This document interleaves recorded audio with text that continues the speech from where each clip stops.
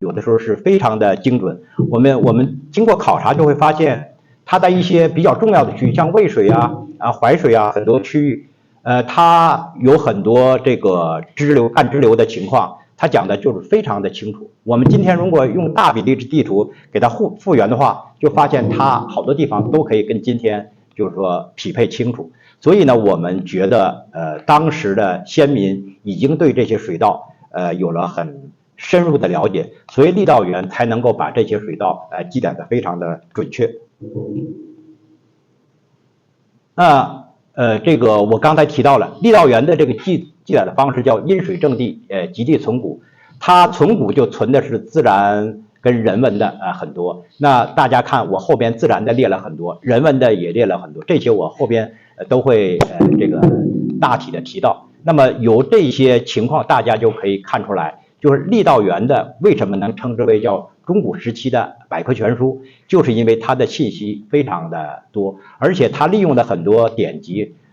在后代也看不到了，所以它的这个史料的这个所谓的我们认为文本的这个价值是非常的高。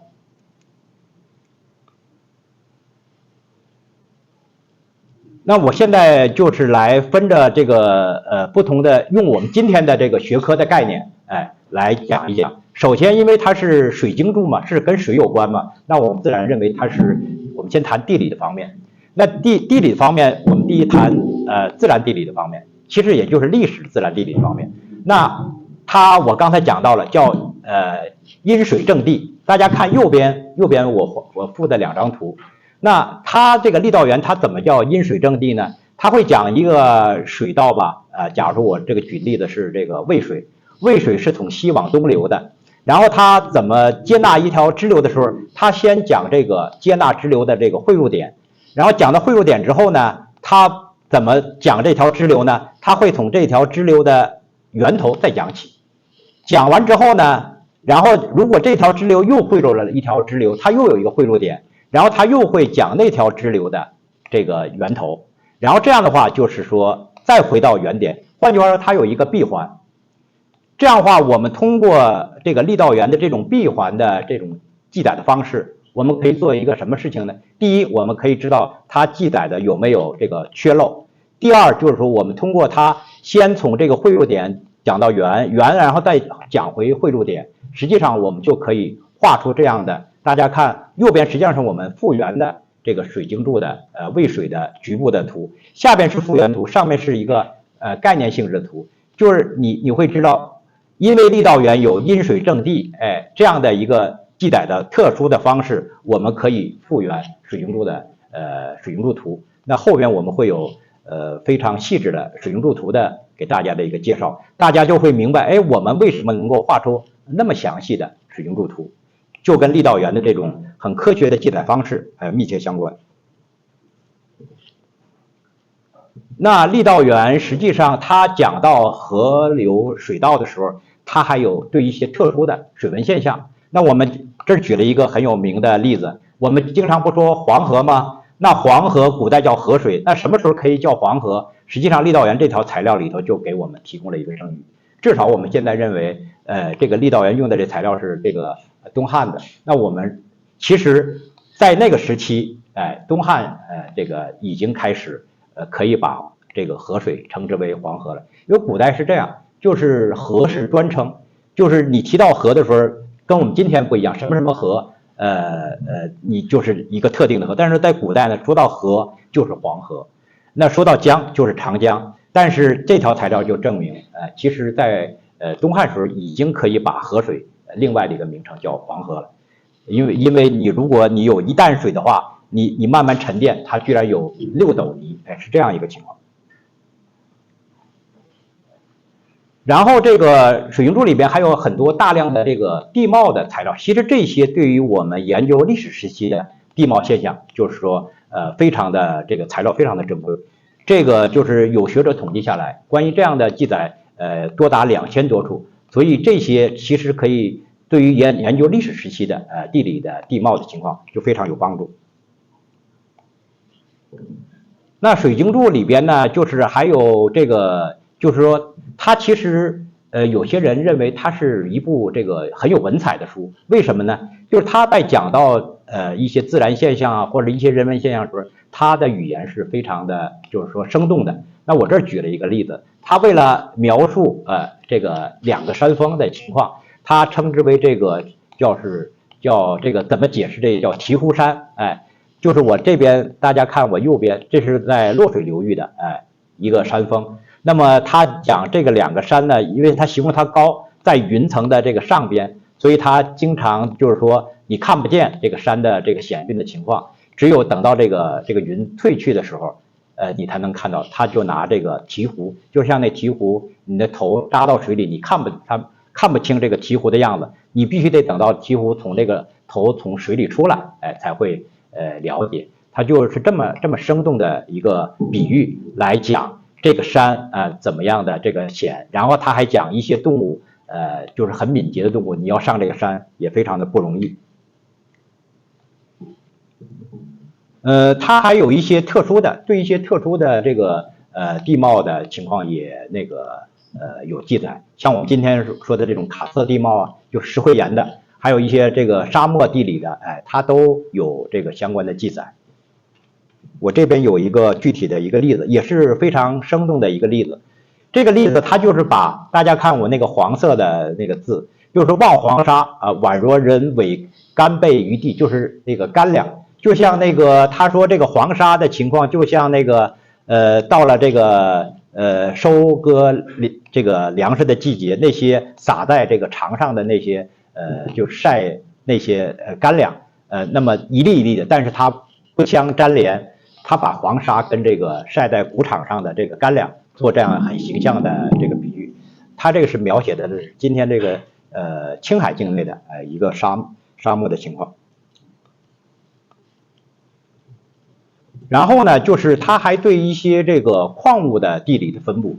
他也有记载。我这也找了一个例子，就是在水晶的河水柱里边，西北地区有这个石油的这个记载。那么他在水晶柱里，他管这个石油，他怎么说？他说叫水有肥如肉汁，然后你放到容器当中呢，开始的时候是黄的，后来变黑，凝固之后你燃烧之后它很亮。实际上我们就是跟我们今天的说那个原油有对应上了，所以在这么早的这个北魏时期就已经有这样相关的一些矿物的材料的记载。那么有趣的还有像这个就是古生物的，大家看右边实际上是一个鱼化石嘛。那么他怎么讲鱼化石呢？他说叫宛若刻画，多长，然后鱼腥倍足，然后你把它燃烧之后呢，它有一种鱼膏腥的味道。那么实际上我们经过这样的今天的来比对的话，那知道他说的是这个鱼化石，这是在南方的一条水的情况。那么还有我们这个今天来到这个深圳这边，就是等于说南方岭南地区。那么实际上它还有一个记载，就是当地人吃这个蛇，这个今天是不是在这个广东这边应该也还有这样的习俗吧？就是他讲了一个很有趣的现象，说怎么捕捉这个蟒蛇。这个蟒蛇它吃了这个鹿之后，它那个鹿角会把这个蟒蛇的这个皮给穿破，他要疗伤，有这样一个过程。然后人们就利用他这个自我疗伤这个过程，怎么样把它捕获？他讲了这样的一个故事。当然里边他有一些这个神话的色彩，说一定要用这个女性的衣服来投掷，把它盖住，才能把它捉到。然后他说捉完之后，这个吃起来才能把这个蟒蛇抓到来吃，但是味道是很好的。那么这个也是很有趣的一个记载。那么我们讲了那么多，实际上是不是水晶柱里边所有的记载都是准确的，或者说都是可信的呢？其实也不尽然。我这就举了一个非常有名的一个例子，就是在座的大家或者是有这个对历史地理感兴趣的人可能就知道，就是我们认为古人是怎么来看黄河源的。其实黄河的源头在这个很晚才能够把黄河的源头古人搞清楚。之前呢，实际上就是有一种说法叫重源浅发。那郦道元实际上他在那个时代，他也没有办法，就是等于说逃出这个窠臼，他也沿袭了这个说法。那么他认为这个河水发源在哪儿啊？就发源在今天的新疆，哎，那么就是我们如果按照郦道元的比对呢，他应该是今天的塔里木河。然后他说到了今天的青海的这个地方，他这个书里边叫这个麦积山，哎，在这个地方这个源又开始出来了，然后又开始按照今天的黄河这么流。实际上我们觉得它不可能吗？那个距离那么遥远，怎么可能呢？但是古人就觉得它是可以能实现的，它是在地下流的，然后又从地上来出来。这个就是关于河水的这个源头的问题，我们就可以看出来，郦道元的某些记载，它也是受着时代的局限，所以我们对郦道元的很多记载也不能完全的这个来听信它，还是要有鉴别的。那么介绍完这个人文地理自然地，我们来看一下人文地理情况。人文地理情况，这张图就是我们团队来画的一张这个渭水流域的那些白色的点，就是水经注里边记载的一些城邑。那实际上水经注里边对于城邑的记载，因水正地嘛，它必须是对这些城邑的记载要说清楚，所以这里边的很多信息是非常的丰富的。那有学者统计下来，就是关于城邑的记载，就是比较这个说得清楚的，它有2800多座。关于古都的记载呢是180多座，所以这方面的信息量也是非常的大。这个是关于这个都城的，刚才是城邑，这是都城。我这边放了一张就是汉魏洛阳城图，就是今天的洛阳附近的，那么这个汉魏洛阳城图我们是根据水经注的记载来复原的。实际上这个右下角也有了一个同样北魏时期杨先知的一个洛阳天然记，两个可以互为补充来复原这个汉魏时期的洛阳城的一个情况。那么水经注里边还对一些这个人造的一些建筑宫殿呐、院囿啊、寺庙啊、陵墓啊，它都有这个记载。那我这边大家可以看，就是右边这个9级的这个佛图是郦道元记载的，就是北魏时期汉魏这个洛阳城里边有一个永宁寺，那里边有一座木塔是九层的。那这个木塔大家看，今天已经没有了。这张图呢，就是根据郦道元的记载，就是等于说想象的一个复原图。下边就是今天的这个遗址的情况。换句话说，如果没有郦道元的记载，我们今天没有办法知道这个当时这么有名的一座皇家的这个寺庙的里边的一座佛塔的情况。郦道元呢，其实对桥梁啊、水利工程啊，他也非常的感兴趣。这个我们推测，就是他应该当时这些代表了这个比较先进的这个科技的东西，所以郦道元对这些东西很感兴趣。我这边就是大家看那个右下就是示意的一张这个洛阳城东边的这个建春门的一些桥梁啊，还有一些大致的情况。那么这边是我附了一张关于这个洛阳城西部的水利工程，叫高门桥的。我后边我们还会讲，就是我们这些等比复原的水利工程是怎么样来做的。大家看这条材料，实际上就是这样的一个简单的这个记载，但我们需要破译水经注里边的这些专有的名词，然后来绘出这个右边的这样的图。我这边就是放了一张，就是在上海这个志丹院发现的一个元代的水利工程，也是一个水门。这个就是跟刚才的这个高门桥，实际上虽然这个时代差了这么多，实际上古人在这个水门的设计上，其实还是一脉相承的。通过这个，我们当时复原那个高门桥，就是我特意到了这个遗址去看，就是领悟到很多古人就是来兴修水利的很多科技方面的一些经验。那么郦道元呢，对古代的这个战争的遗址，他也非常的感兴趣，特别是我们注意到他对那个三国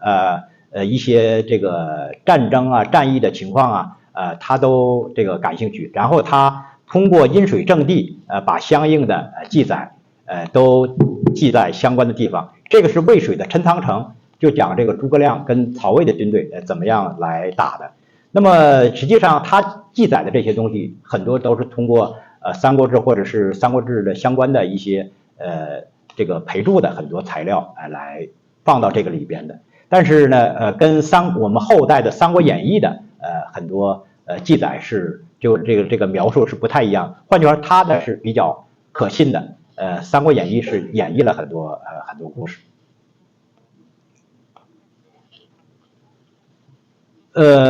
说完这个地理的，我们说一下这个文学的。因为很多社会上今天也有很多人对这个水经注非常的有兴趣。那其中一个原因之一，就是因为水经注里边如果大家去翻水经注的这个文字的话，它里面有很多有文采的东西。换句话说，是文学的气息非常的浓郁。那么我这边举了一个就是非常有名的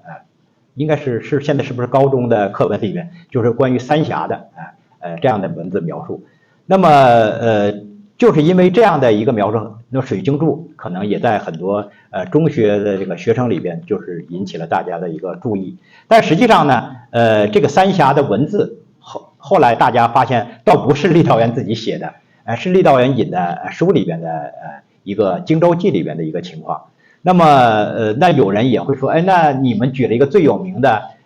这个有文采的，恰恰不是郦道元的。那我们会说，因为郦道元虽然这个不是郦道元本人写的，但是郦道元呢，他把这个文字发掘出来了。那实际上如果没有郦道元把这个文字记载在水经注当中，我们今天是很多人是不会注意到这一段非常优美的关于三峡的记载的。他还有很多有趣的，讲一些这个有趣的故事，就可以看出郦道元他的兴趣的所在。他这边讲了一个什么？讲了一个勇士的故事，就是在这个先秦的时候，就是说讲这个秦王跟这个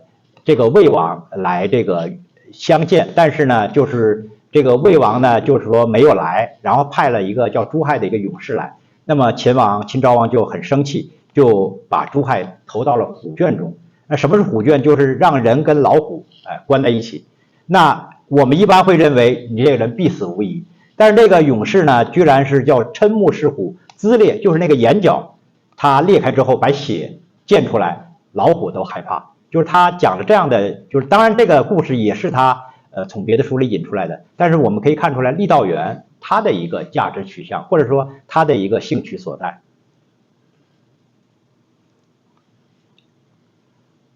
我这个也是有时候我会讲水经注里边，就是我称之为，就是他虽然也引的是《后汉书》里面的故事，但是这个故事大家看，实际上它有一点像我们后代的这个《聊斋》的这种类似的故事，就讲了一个人他去当这个县令去这个走马上任吧，然后路过一个地方的时候，然后那个当地的这个亭长就跟他说这个地方呢是很凶险的，经常闹鬼，会有这个让他就是说不要来这个经过这个地方。但是他这个王少林这个去当县长这个人，他就说他不怕。结果他晚上住在这个地方，果然有这个女鬼出现了。然后这个女鬼就讲，她跟她这个丈夫当时来也是赴任的时候，被杀在这个地方。然后呢，就是说他等于说要请王少林给他来这个平冤这个申冤这个昭雪。那么后来就是他讲的就是很有趣，大家可以看出来，这个故事就是讲的有一点像《聊斋》一样。然后后来这个王少林说我会帮你申冤，这个女鬼就不见了。然后王少林给了他的衣服也只落在地上，这个鬼就不见了。讲了这样的一个我们看上去不太真实，但实际上可能在当时人们看来是通过这样的方式是可以申冤的一个过程。那郦道元实际上文学地方体现在什么？它里边有很多记载了很多民谣，这个实际上也是很多搞民间文学的学者很感兴趣的。他这边就讲了一个，就是说江水经过一个很凶险的这个滩头的地方，你需要注意。他引用了一句当时的民谣，说如果你不注意的话，可能就没有下次再见的这样一个机会，就以这种民谣来形容这个地域的这个凶险。那接下来就是在历史学方面，其实我们也认为这个水晶柱非常的重要。我们今天如果想了解隋唐及其以前的很多这个地理的情况，水晶柱必不可少。如果没有水晶柱这部书，我们实际上很多早期的这个地理的情况我们没有办法知道，就是那些刚才说的阴水正地的或者是一些跟这个历史事件有关的材料，郦道元的水晶柱里面都有相关的记载。那么可能有很多人也对这个地名感兴趣，所以这个郦道元的水晶柱对地名学，因为它里边讲了很多地名的来源，当然这些来源是不是准确另说，但是他会讲很多有意思的，这个地方为什么叫这个名字，他讲这样的这个源流的事情，这个就为地名学提供了一个很大的帮助。所以有学者也专门从水晶柱里头来选取这样的材料做研究。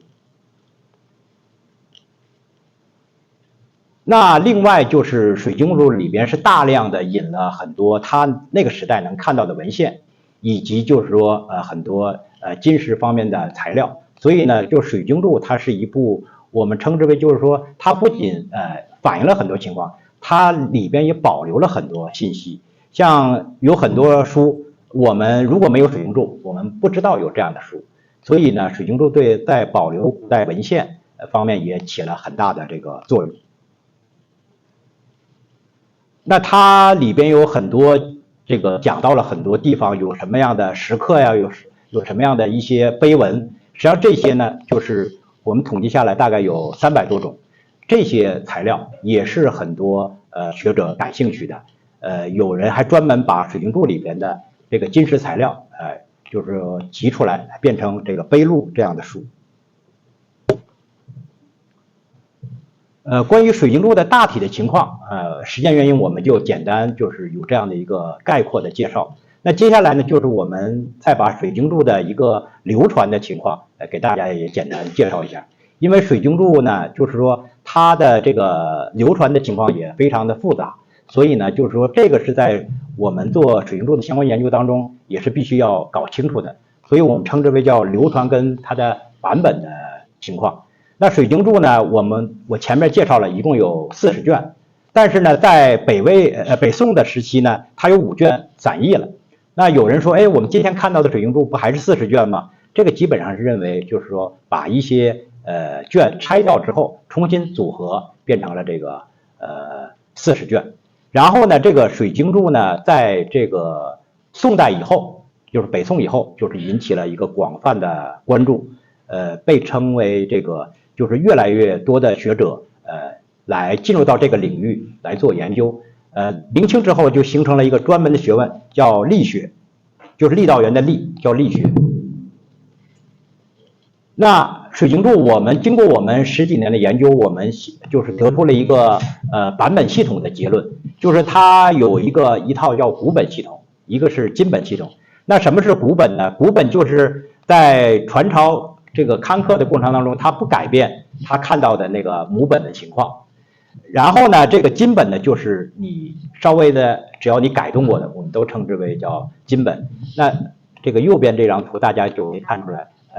古本跟今本的这个流传的情况。那我们今天的看到的水晶柱的文字基本上属于今本系列的这样的系统里面的一些版本的东西。那下边就是我用很短的时间给大家看一下水晶柱的古本跟今本的一些版本的样貌的情况。如果有在座的有人对这个古代的版本感兴趣的，其实水晶柱就是说是非常有帮助的。因为我也经常说，如果你对水晶柱的版本有了解的话，其实对中国古代的版本目录的很多知识你就了解了。那我现在先介绍一下这个古本水晶柱的情况，我们介绍几种。第一种就是大家看这个右边这张图，这个我们称之为叫残宋本，是南宋时期的水晶柱的这个刊刻的版本。但是大家看它残破的非常的多，然后呢，它目前也只有11卷半，藏在国家图书馆。这个呢，但是有很多学者说，哎，你这个版本有什么意义？很多文字已经没有了嘛。但是我后边会跟大家说，因为我们了解了这个版本系统情况，实际上这些残缺的地方，我们今天通过我们团队的研究，都可以把它复原。这个是我们今天能够做到的，在我们之前没有办法把这些文字复原，他们就会认为这个版本没有那么大的价值。但实际上就是我们可以让它等于说重新焕发它的那个应有的价值。另外一个就是古本的，就是叫《永乐大典》，大家可能知道这个明代的《永乐大典》是一部类书。这个类书按理来说是应该以类相从的，就是会把一些书拆掉，然后按类把相关的部分去附上。那水晶柱《永乐大典》，如果你没见到《永乐大典》的时候，因为你说水晶柱里边收了《永乐大典》里边收了水晶柱，很多人就会认为是把水晶柱拆掉了，然后以类相随放到《永乐大典》的相应的部位。古人在没有看到《永乐大典》里边水晶柱都是这么认为的。但是如果你看到《永乐大典》里边收的水晶柱，就会发现也不知道是不是当时的人偷懒，他就其实根本没有做任何的这个拆解，只不过就是把40卷变成了15卷，文字一个也不少，而且还多出来郦道元的原序，就一字不落的放在了水字下边。这个对我们了解古本的水晶柱就非常的有帮助。这个大家看，这个是这个明朝本的，就是古本系列里边水晶柱。大家看这个行款是不是跟刚才的这个残宋本那个行款的形式就非常的一致？只不过它的文字是不残缺的。所以我们利用这样的一些信息，也可以把刚才残宋本的很多缺失的信息补回来。接下来我再说几部这个金本的这个水晶柱的情况。这个是明代嘉靖年间刊刻的一部水晶柱，是最早的最全的这个刊本水晶柱。那这个是黄景增刊的，它的字体呢，大家看就是说跟宋版刚才看到的是很接近的，所以当时的这个书商为了赚钱，他把这个里边反映的这个嘉靖年间的信息，那个靖字就弯掉，就是变成嘉靖，就变成南宋的这个信息。他这样的话就是以宋本的方式来卖给这个想要的这个等于说赚大钱。所以可以看见，就是说黄景增本的水晶柱，它是刊刻的，就是刊刻方面是非常好的，但是它的这个版本的很多信息是有问题的。然后接下来一个是之后是在黄本基础之上，又有一个叫吴官的一个人，万历年间他又来刊刻。大家看他的这个版本的这个行款，就是说栏数就变少了。这个实际上是后代的水晶柱基本上是这样的这个栏数的这个情况。那吴官他做的工作是什么？他利用他那个时代见到的很多传世文献来改水晶柱里边提到的同名的水晶柱的记载。这就有一个什么问题呢？就是说明代时候你看到的某一部古书，跟郦道元当时看到的同名的古书，实际上文字上可能是有不一致的地方。如果你简单的拿后代的明代的这一部书的文字来改郦道元的相应的，那你就会发现其实可能你可能把郦道元很多信息就是改没了。所以这个吴官我们觉得他这种做法是比较冒险。然后这个是明代最有名的这个关于水晶柱的一部书，叫《水晶柱间》，是朱某伟他来这个主持的。那《水晶柱间》就是明末清初一个著名的学者顾炎武，对他的评价非常高，称之为叫300年一部书，就是有这么高的一个地位，因为明代也就才300年嘛，就是说如果让他选一部，他觉得就是这部。那朱某伟做了什么工作呀？大家看这个正文就是昆仑虚跟第二一行第一个字的叫三成那个三，它这个行款上它是第一格的，那顶格写的就是所谓水晶的文字，这个第一格呢就是水晶柱的文字。那在这个传抄过程当中，郦道元的水晶柱的文字，柱文的文字经常被讹成这个顶格写的这个水晶的文字，所以呢，在阅读起来就非常的不方便。那朱某伟他就开始来调星柱的问题。另外呢，水晶柱在传抄过程当中，它也有所谓前后这个错简，就是记载的文字有前后错位的地方，他也尝试着来补。还有他对一些这个托字啊、校勘，但是朱某伟做的工作很科学，就是他很严谨，他不轻易的像吴官一样去改那个底本，他只是加注释。所以呢，这个朱某伟的这种方式，治力学的方式，就是影响了后边的很多学者。这个就是给大家看一看，比较好玩，就是郦道元的这个水晶柱研究这个力学的，一大部分学者是专门研究他的文字，他的这个校勘的情况，还有我后边还会说，清代时候开始有很多学者就来做地理方面的，但是这个在这个崇祯年间有一个版本，这个我们称之为叫严整公本。这个严整公的这个刊本呢，它就是把谭元春很多这个明代的很多这个文学家，他们这个评点水晶柱，讲哪个地方文采啊，哪个地方好啊，大家看这个书眉上有那些这个眉批，它是这种点评的形式来，他不管地理，他只欣赏里边的这个文词，是这样的这个版本，所以这个我们称之为叫谭本，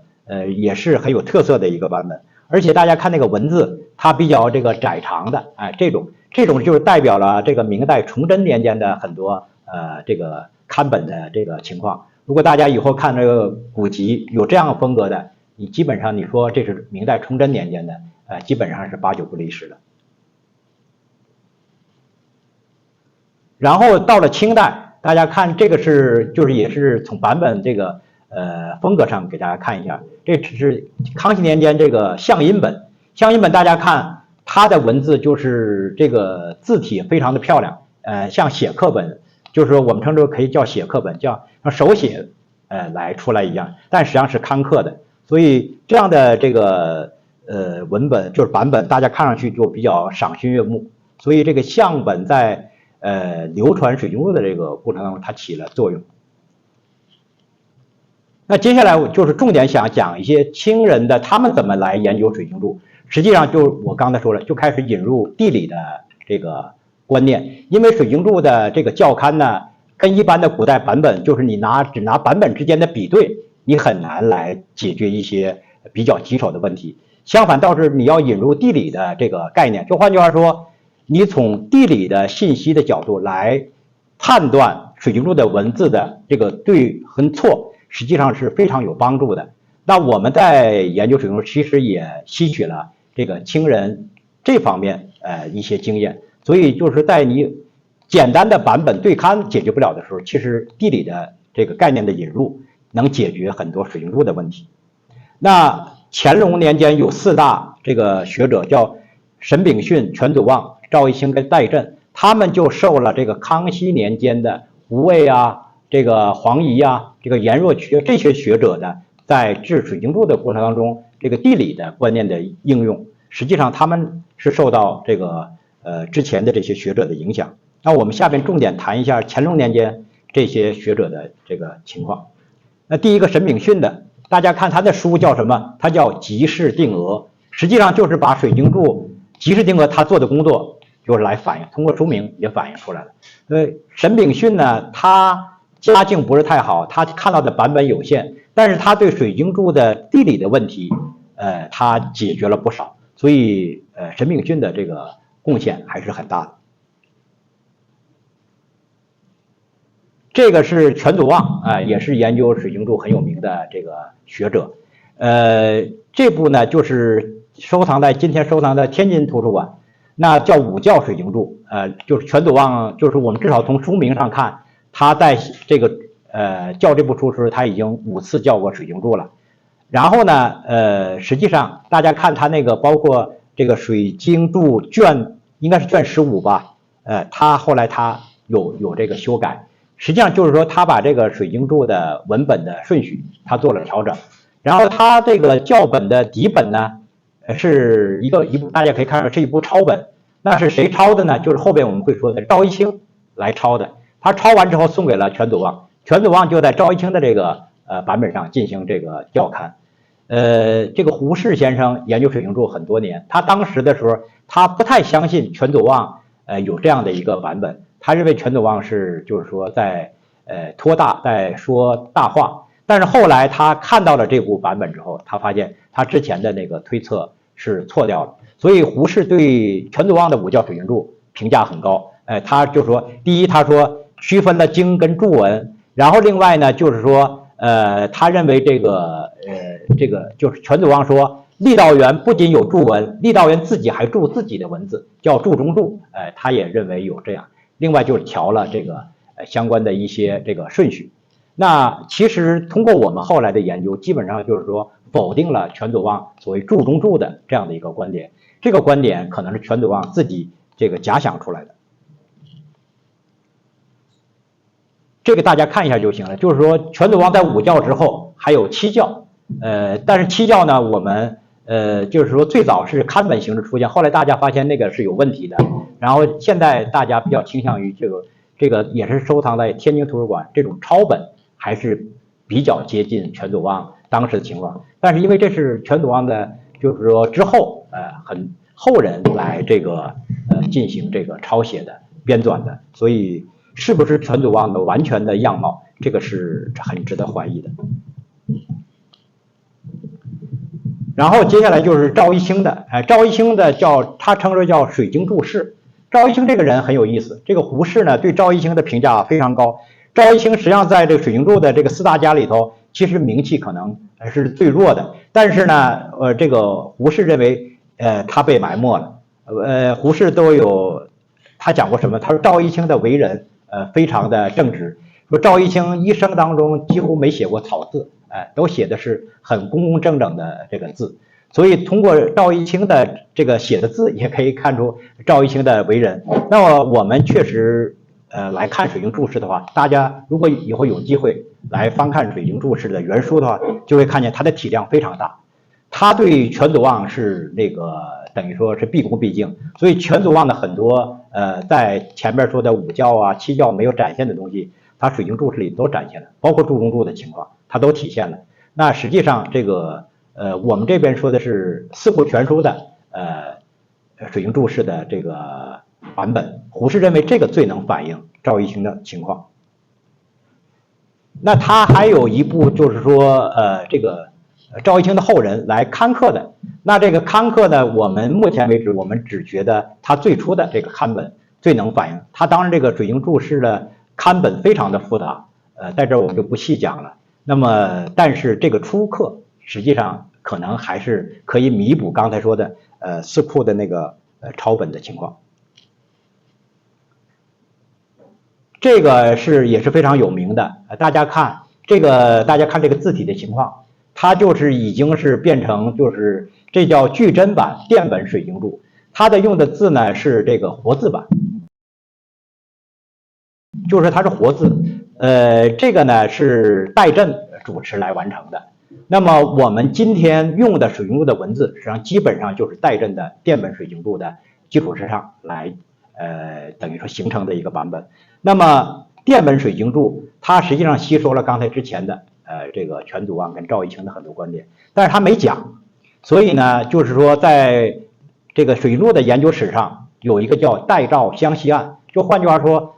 因为在这个赵一清的后人刊刻的水晶注释里边，就发现也有电本的很多信息。那所以呢，就是说双方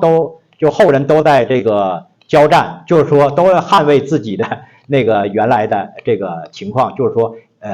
戴震的学生就是说是赵一清他们抄了戴震，那赵一清的后人就认为是戴震他们来抄的。但是这个呢，就是学术史上非常著名的一个叫戴赵湘西案。那这个到了现代，基本上学界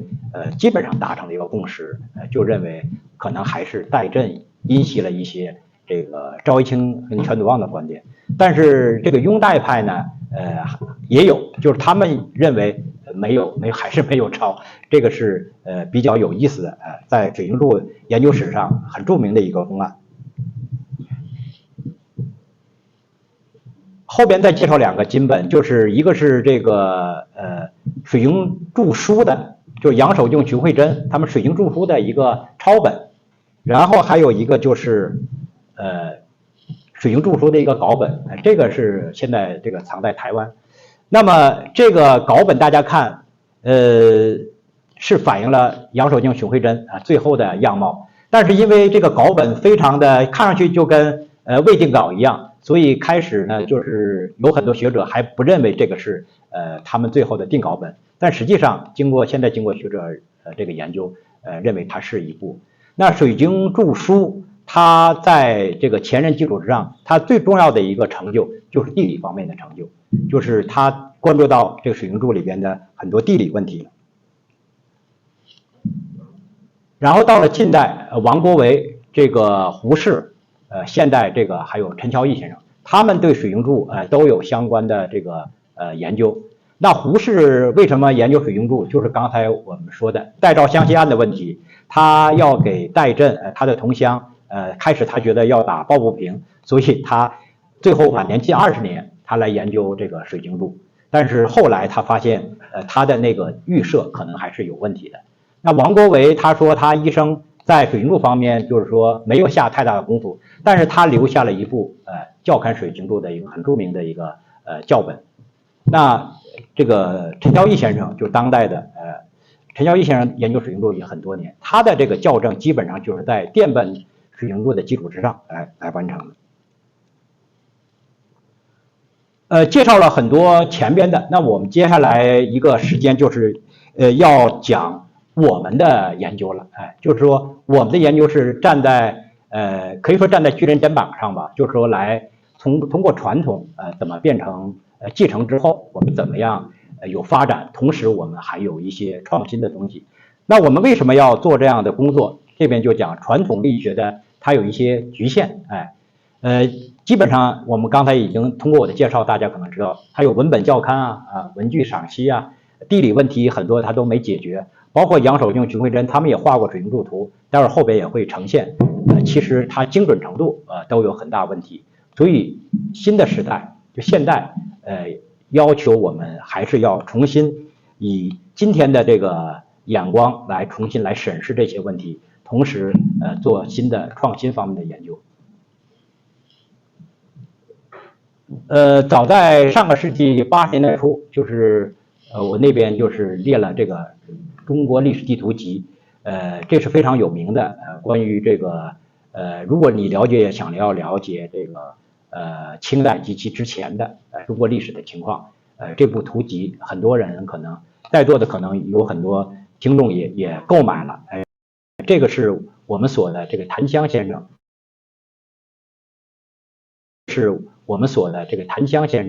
他来主持，花了30多年时间来完成的有8本地图集之后，他说他最想做的工作叫重写水晶柱图，重绘水晶柱图，就是针对杨守敬、熊慧珍他们的工作。那这个陈乔义先生也提出来，就是说要重绘水晶柱图，为今天的学者服务。我的老师这个周振和先生，他也说，如果研究水晶柱，应该涉及到水晶柱里边很多本体的研究，就是地理方面的问题。这样的话，可以复原中古时期的这个地理的样貌。那我们是从2011年开始，这个来带领这个团队，最初只有几个人，然后后来现在发展成我们就是当然人员也会有流动，但是基本上保持在10几个人这样的一个团队。所以我们就是说利用传世文献、考古资料、古地图，结合文献学、历史学、地理学，然后呢就是还加上祭祀数据分析跟3D 这个建模的这种软件，这些新的技术手段。然后我们从这个等于说4个方面，版本校勘的这个精细度，这个史源就是因为郦道元水晶柱里边有很多，它用了很多材料，它没讲是哪，那么我们把它要分析出来，所以叫史源的一个探讨。那么探究的广度，地理考试就是水晶柱里面很多地理问题，我们怎么样解决，所以地理考试的深度，还有地图绘制的精度。待会儿后边我们会展示我们怎么样画出精准的水晶柱图。那我们提出的口号叫新撰水晶柱图，新绘水晶柱图，就是在谭江先生那个重撰重绘的那个重写重绘的基础上，我们改了一个字。那目前为止我们做了4大流域吧，然后是水晶柱校监图是出版了这个下边就是3种5册，然后还有这个古本跟金本的版本的这个副产品，同时还有我们后边要介绍的水晶柱图集的情况。然后就是在这个普及方面，就是普及水晶方面，我参加了这个百部经典水晶柱的这个撰写，同时这个还有中华书局的水晶柱通识，特别是通识把我们做的这些工作，有一部分也很提纲挈领的反映进去了。那我们的研究到目前为止就受到了很多专家学者的这个高度评价，他们都这个撰写相关的这个文字，就是来肯定我们目前做的一些工作。同时社会上也引起了很大的反响，包括人民日报解放日报都有专版来介绍我们怎么样来从事相关的这个水晶柱的研究。那下边我就用一点时间，就是把我们做的工作给大家也介绍一下。这个就是可能就是大家也会比较感兴趣，因为我们通过我们的研究，大家就可以看出来，我们既在传统基础上有继承，同时我们也有新的一些这个拓展，特别是甚至还有很多是创新的东西。那我们的系列的这个著作叫校监图示，实际上是校监视图。刚才我们已经讲了，就是4个方面：校勘、始源、这个地理考试，还有地图的绘制。我们的书是基本上是按照这个流域来走的，然后同时我们把每个流域的主干的河道的刺激支流的情况，在注释里边这个目录里边也反映出来，这样的话便于大家来这个检索。同时我们还有相关的图，也是这样来配套的。那接下来我简单说一下我们做的这个取得的成绩。文本校勘，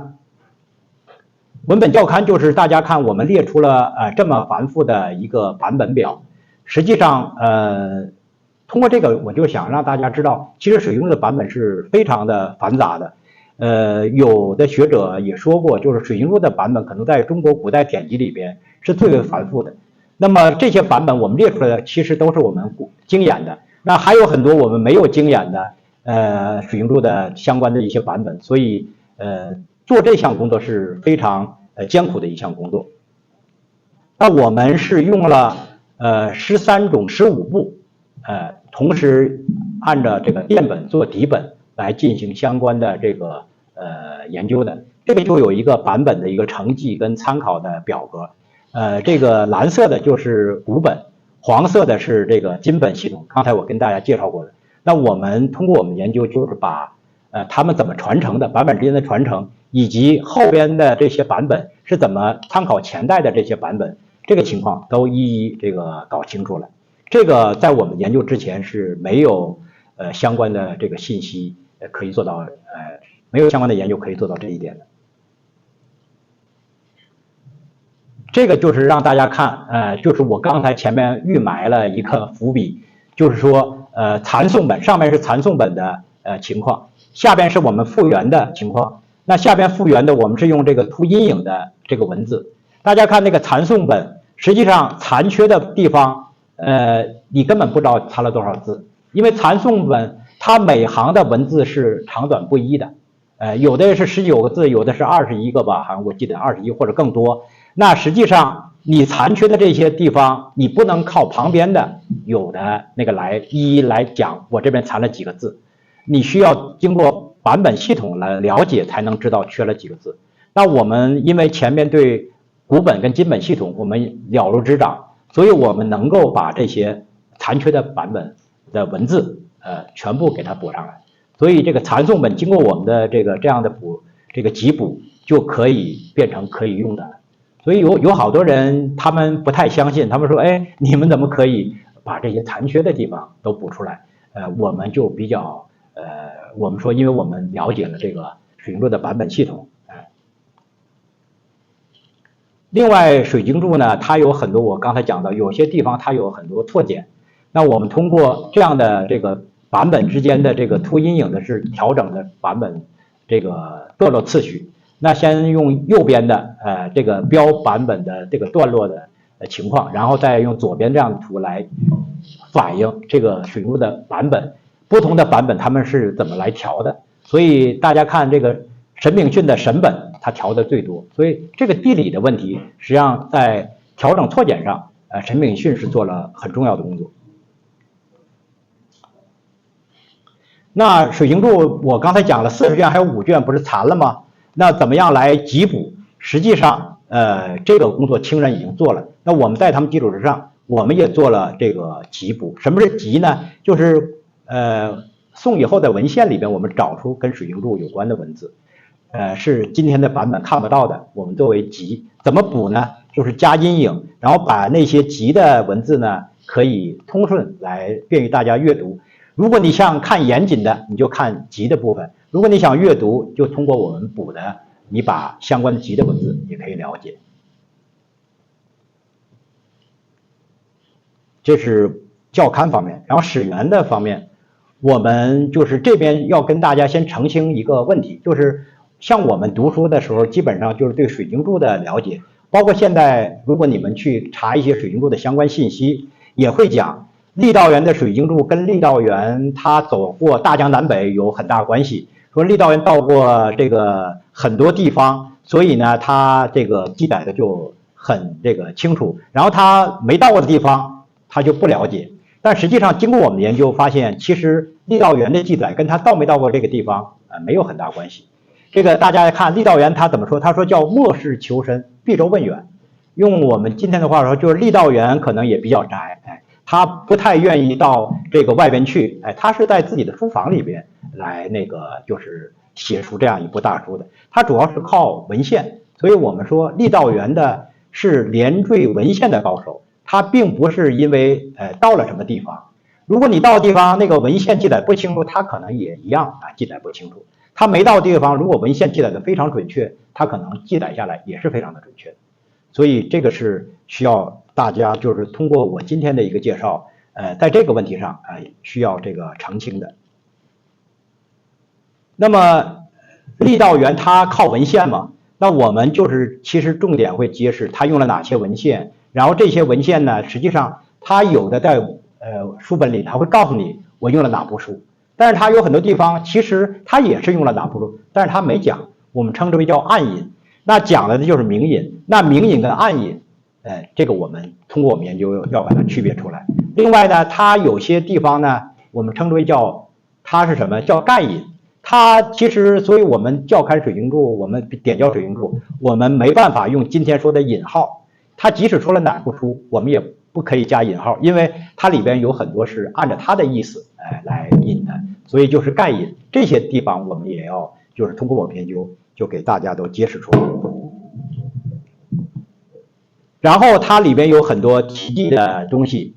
我们也会揭示。但是在这边呢，我也需要跟大家澄清一个问题，就是在我们深入研究水晶柱之前，我们也受了很多这个其实已有的一些观念的影响。就是说水晶柱里边它有很多的金石方面的信息，然后我们靠水晶柱可以了解那些金石信息的具体情况。其实大家去翻看水晶柱就会发现，其实郦道元大多数情况下记载那些它只有一个名称，它只是讲要不就是个残碑，要不就是一个谁来刻，但是这个碑石的具体的文字情况，郦道元大多不讲。所以有的学者也注意到这个问题，我看国外的学者他们就说，郦道元经常描述的场景是一个荒芜的场景，是一个就是他不是他那个时代的，是他那个之前的很多的这个相关的情况。就是郦道元为什么愿意关注的是这些，而不是他那个时代？这个实际上跟郦道元的这个可能他的取向有很大的关系。那么关于金石方面也是一样，它有很多，它只提到一个名称，而没有具体的这个碑文的情况。地理考试，这个我们在做水晶柱研究之前，有很多老师知道我们在做研究，然后他们就半开玩笑的讲说：“你们能画出研究水晶柱，你们能画出精准的水晶柱图吗？”我们当时最早研究的时候，其实我们现在也没谱，但是我后来想，这个肯定是我们的一个目标。就换句话说，如果你还停留在杨守敬水晶柱图的基础之上，